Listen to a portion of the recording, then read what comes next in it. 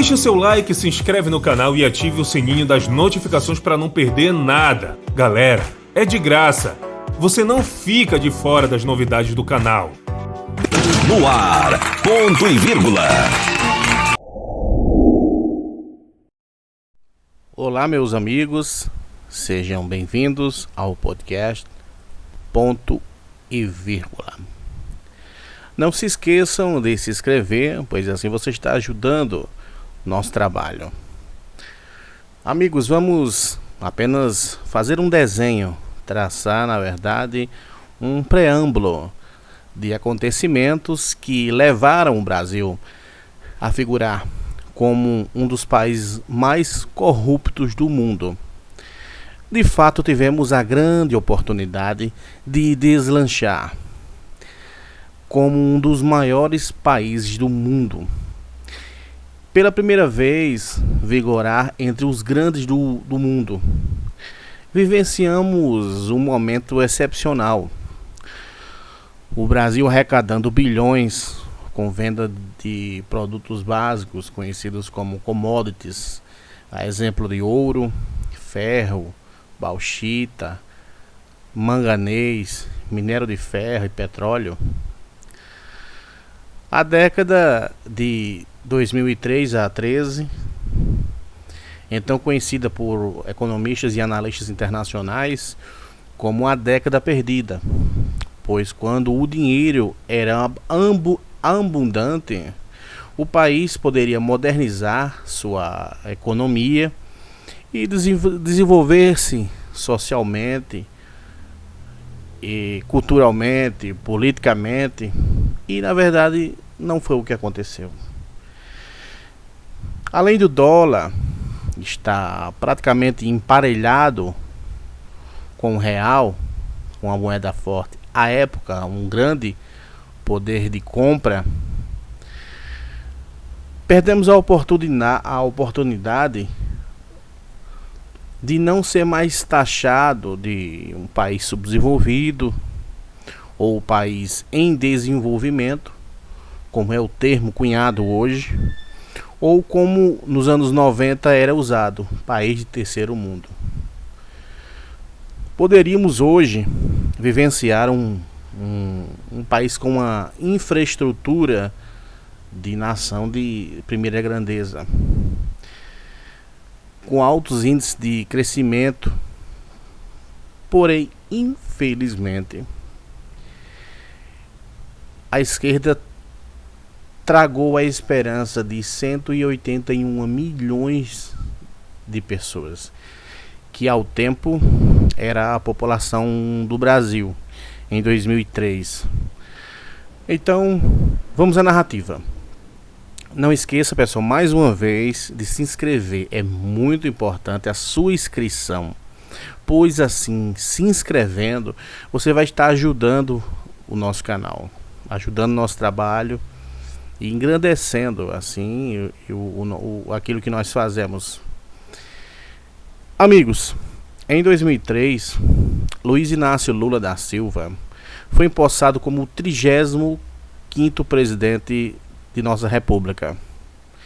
Mandato esse que foi exercido do dia 1º de janeiro de 2003 a o mesmo dia 1º de janeiro de 2011. Entre as bandeiras apregoadas estava a decência política, distribuição de renda, assumindo assim um pacto social com todos os setores da sociedade para resolver as demandas e as crises que o país sempre vivia, muito embora tendo um momento pujante do ponto de vista de uma moeda forte. Luiz Inácio encerra sua campanha daquele ano com um recorde numérico de eleitores no segundo turno. Eleito democraticamente presidente e no cargo o primeiro operário, o primeiro civil sem diploma universitário e o primeiro natural de Pernambuco, o primeiro nordestino a exercê-lo como titular. Dentro de uma narrativa extremamente romântica, o pobre que veio do interior do Nordeste, que sofreu, mas que galgou espaços e chegou ao maior cargo da nação. Em 3 meses de campanha, Lula visitou 93 cidades, fez 103 comícios, 63 carreatas, permaneceu um total de 147 horas dentro de aviões, percorreu 61 mil quilômetros em todo o Brasil. Foi a mais rica campanha já vista em toda a história democrática. O custo dessa campanha ultrapassou 35 milhões de reais. A infraestrutura petista contou inclusive com carros blindados, guarda-costas, jatinho.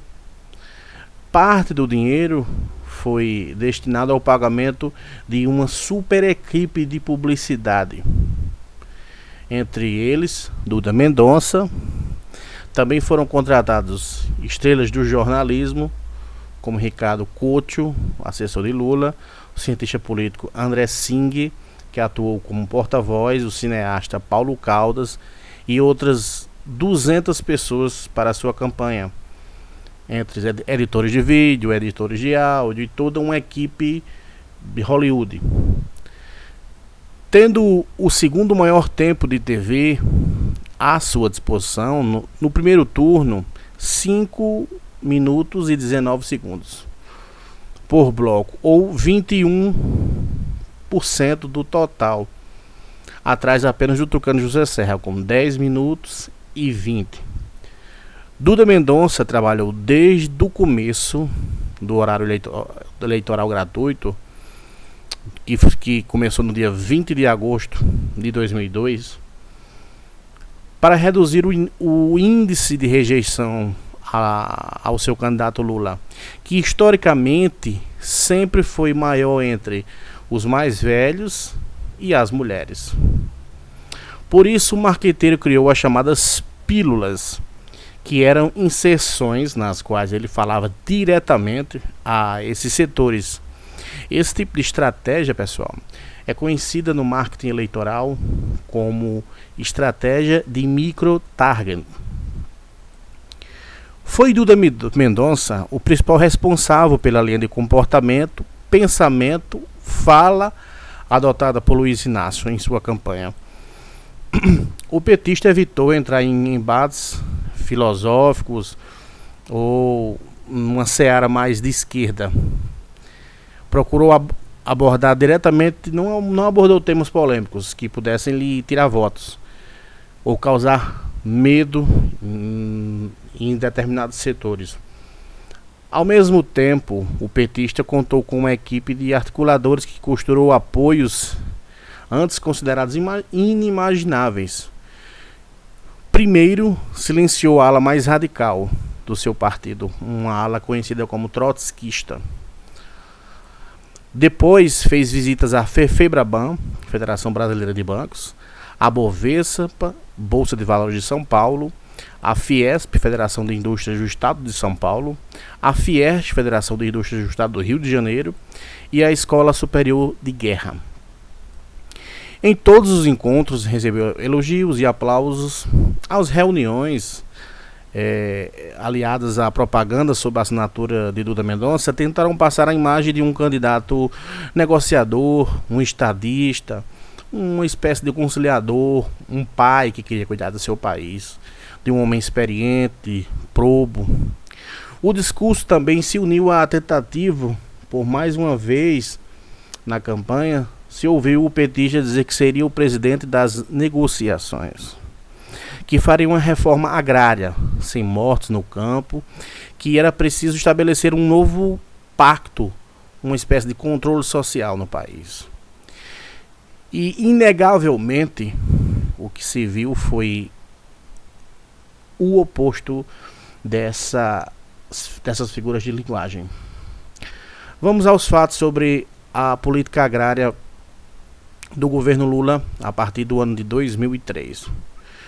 O grande escândalo, na verdade o primeiro grande escândalo foi o escândalo da reforma agrária.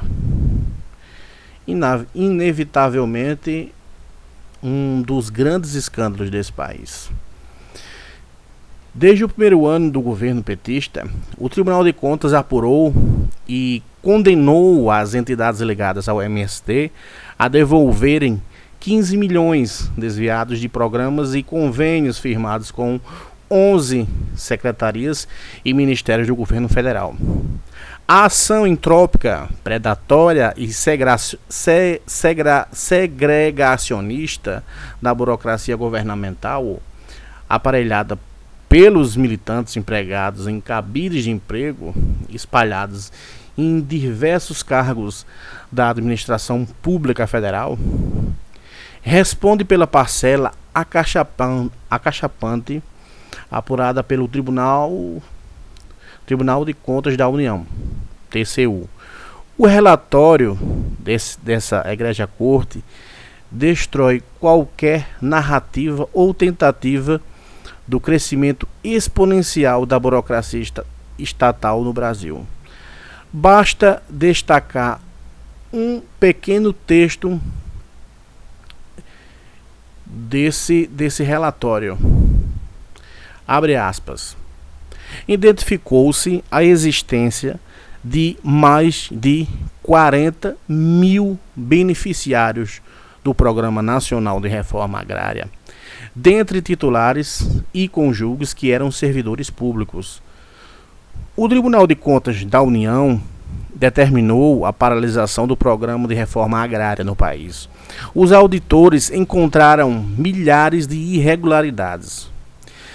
Segundo as investigações, até mortos receberam terras. Os recursos do programa, a suspeita da fraude atinge quase 600 mil pessoas. Os auditores do Tribunal de Contas cruzaram os dados e acharam entre os beneficiários da reforma agrária quase 62 mil empresários, 144 mil servidores públicos federais, estaduais e municipais e quase 40 mil mortos. Mais de 1.000 políticos, entre 800 vereadores, quase 100 deputados estaduais, 70 vice-prefeitos, 4 prefeitos e um senador da República. Todos são proibidos por lei de entrar no programa de reforma agrária, que deveria atender famílias com renda de até 3 salários mínimos e que lidam diretamente com a terra. Porém, apesar de ser um dos primeiros escândalos do governo Lula, não foi o primeiro e nem o último. Porém, os escândalos não iriam parar por aí. O ex-diretor-presidente do Banco Nacional de Desenvolvimento Econômico, o BNDES, Gustavo Montesano, afirmou em matéria jornalística datada do dia 29 de janeiro de 2020, abre aspas, que o Brasil legalizou o esquema de corrupção, apenas mudando a legislação. Permitiram que empréstimos, por exemplo, apresentassem erros grotescos, beneficiando os apadrinhados de Lula, leis que beneficiavam erros. Ele emendou, abre aspas, nosso Brasil viveu um dos maiores escândalos de corrupção da história no BNDES. Turbinavam-se assim através do dinheiro público, e esse que saiu do bolso do povo assalariado. Entre mais de 80 obras, vamos destacar as principais 20 que o Brasil financiou em outros países que eram de presidentes ligados ideologicamente ao governo do PT. Vamos destacar o Porto de Mariel, em Cuba, no valor de 957 milhões. Dinheiro esse advindo a fundo perdido do BNDES. A hidrelétrica de São Francisco, no Equador, onde a obra foi orçada em 243 milhões. A empresa responsável foi a Odebrecht. Após a conclusão de tal obra, o governo equatoriano questionou a empresa brasileira. A Odebrecht foi expulsa do Equador e o presidente equatoriano deu um calote no BNDES. A hidrelétrica de Manduriacu, no Equador. O valor da obra foi orçado em 125 milhões. A obra foi concluída via Odebrecht. Após 3 anos da obra, não foi paga e posteriormente foi cedido novo empréstimo para o mesmo país. A hidrelétrica de Chagla, no Peru. O valor da obra foi 1 bilhão e 200 milhões. Parte do BNDES, parte do Peru. A empresa responsável foi Odebrecht. O metrô da cidade do Panamá, o valor da obra 1 bilhão. Mais uma vez, Odebrecht. A autopista de Maiden Column, no Panamá. O valor orçado foi 153 milhões. A empresa responsável, Odebrecht. Aqueduto de Chaco, na Argentina. O valor da obra, 180 milhões. Lembrando, pessoal, que todas essas obras que aqui estou citando são com dinheiro do Banco Brasileiro BNDES. No caso do aqueduto de Chaco, a empresa foi a OAS. O soterramento de Ferrocarril Sarmiento, na Argentina. O valor da obra foi 1 bilhão e meio. A responsável dessa obra foi a empresa Odebrecht. Linhas 3 e 4 do metrô de Caracas. O valor da obra 732 milhões. Empresa responsável Odebrecht. Segunda ponte sobre o rio Orinoco, na Venezuela. O valor da obra 1 bilhão e 200 mil reais. Odebrecht. Barragem de Moamba, em Moçambique. Valor 460 milhões. A empresa foi a Andrade Gutierrez. Aeroporto de Nacala, Moçambique. 200 milhões via BNDES. BRT da capital de Maputo, 222 milhões. Hidrelétrica de Tumarim, 1 bilhão e 100 mil reais. Projeto Arcia Norte, na Bolívia. Valor da obra 199 milhões. Exportação de 127 ônibus da Colômbia. Aliás, exportação de 127 ônibus na Colômbia. Valor 27 milhões. Empresa responsável, a brasileira São Marino. Exportação e aquisições de 20 aviões para a Argentina. 595 milhões. Empresa responsável, Embraer. Abastecimento de água da capital peruana. Projeto Bioar, no Peru, 200 milhões, empresa Andrade Gutierrez. E renovação de esgotos de gasodutos de Montevideo, do Uruguai. Gasoduto Neubá, 199 milhões. A empresa foi a OAS. E por fim, a Via Expressa de Luanda, empresa responsável Queiroz Galvão. Pessoal, essas são as empresas, algumas obras. São mais de 300 empréstimos a outros países, como Luanda, Uganda e outros diversos países. Como esses, existem mais de 352 empréstimos concedidos pelo BNDES no período de 2003 a 2014, Conforme mencionado, a Polícia Federal indica que esses empréstimos eram apenas uma espécie de fachada para o recebimento de propina via empresas, Queiroz Galvão, Queiroz Galvão, OAS, entre outras empresas. Esses empréstimos custaram à nação quase 5 bilhões de um prejuízo à nossa nação. Vamos lá, alguns fatos, vamos rememorar. Em especial, vamos resumir sobre a Operação Lava Jato, que ao tempo se chamava de Petrolão. Ocorrido durante o governo Lula e Dilma, que envolvia a cobrança de propina das empreiteiras, uma espécie de lavagem de dinheiro e evasão de divisas fiscais. Como é que se dava o esquema?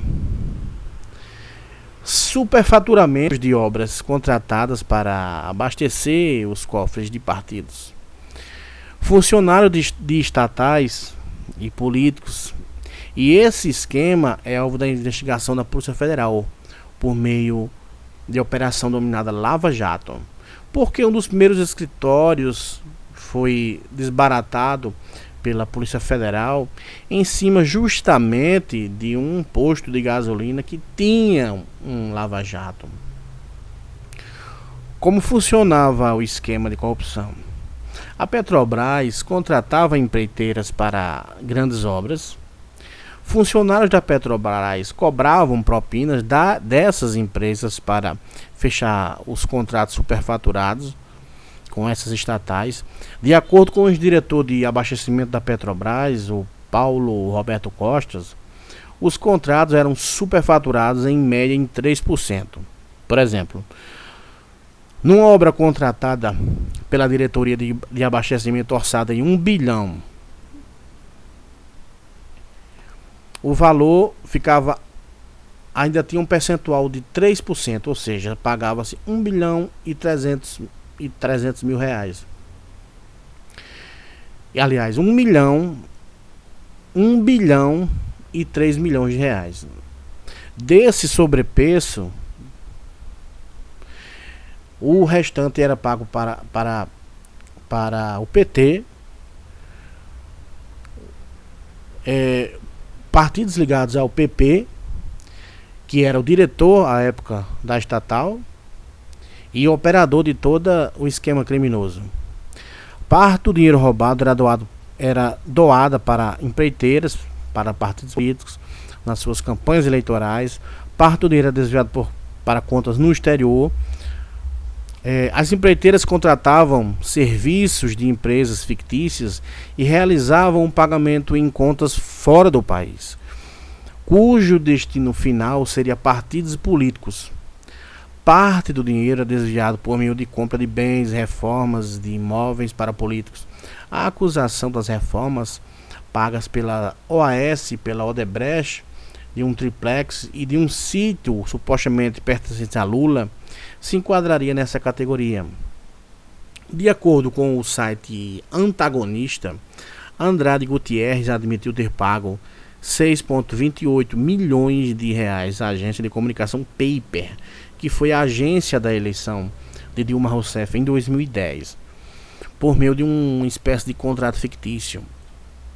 Ainda segundo o Antagonista, é a prova de que ela foi eleita com o dinheiro roubado da Petrobras, mesmo que o dinheiro tenha sido usado para a sua campanha em 2010 e não em 2014.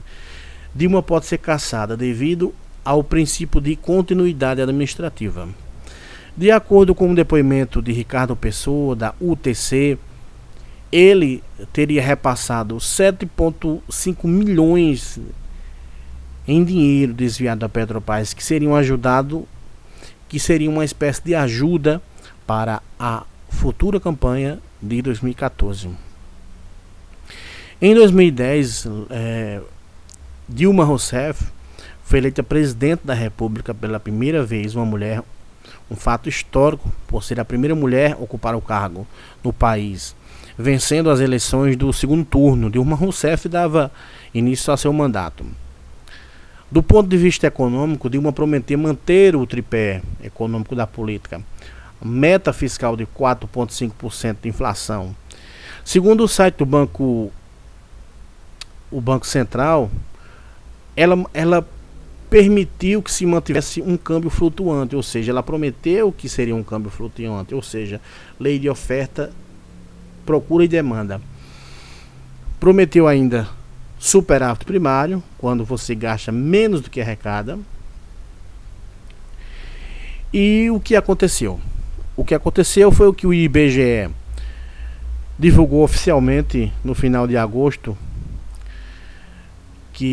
daquele ano, que a economia brasileira estava em recessão.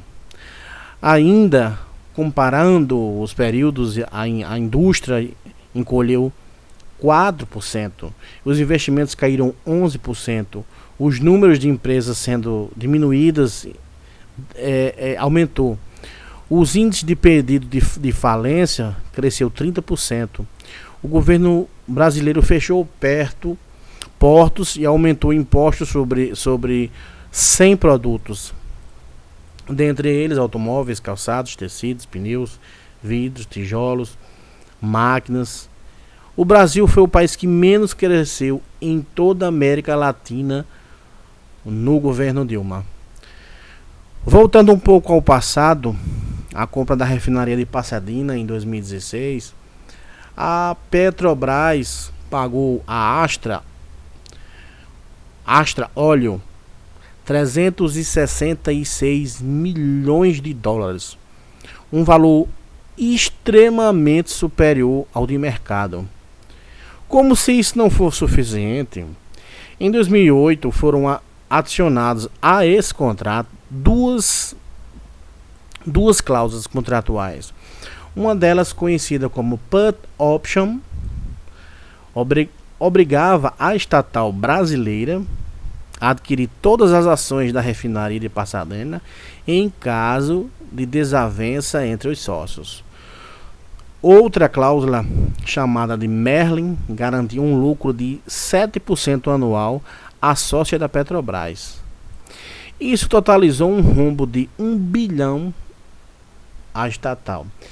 Quem deveria fiscalizar esses contratos, impedir que cláusulas fraudulentas como a Merlin e a Put Option fossem adicionadas ao contrato, na realidade nem deveria ter sido realizado esse tipo de contrato.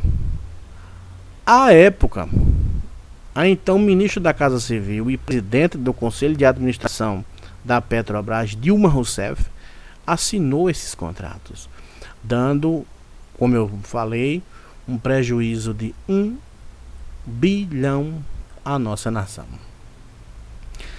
A corrupção foi endêmica. A corrupção do PT foi sistemática. A corrupção se alastrou por todo o tecido do governo, começando no partido, indo para ministérios, gabinetes e órgãos de todo o Brasil, de toda a nação. Em 2015, o Brasil quebrou totalmente após as mentiras da eleição de 2014. A presidente Rousseff alegou que o Brasil não tinha mais dinheiro em caixa para pagar programas sociais, da qual o PT sempre se orgulhou de tê-los programas, e não tinha mais como pagá-los, até porque o dinheiro que seriam para pagar esses programas sociais não estavam mais em caixa. E assim deu início ao que se chamou de pedaladas fiscais, que na verdade foi um meio que a presidente se utilizou para assegurar pagamentos do programa Bolsa Família e Minha Casa Minha Vida. Na prática, ocorre quando o governo atrasa repasses a bancos oficiais, obrigando essas instituições bancárias a usarem recursos próprios para pagar tais benefícios. O governo teve as contas reprovadas pelo Tribunal de Contas da União e acumulou 52 bilhões em dívidas mensais. Então, de certa forma, para que se possa entender, o governo não tinha mais dinheiro em caixa,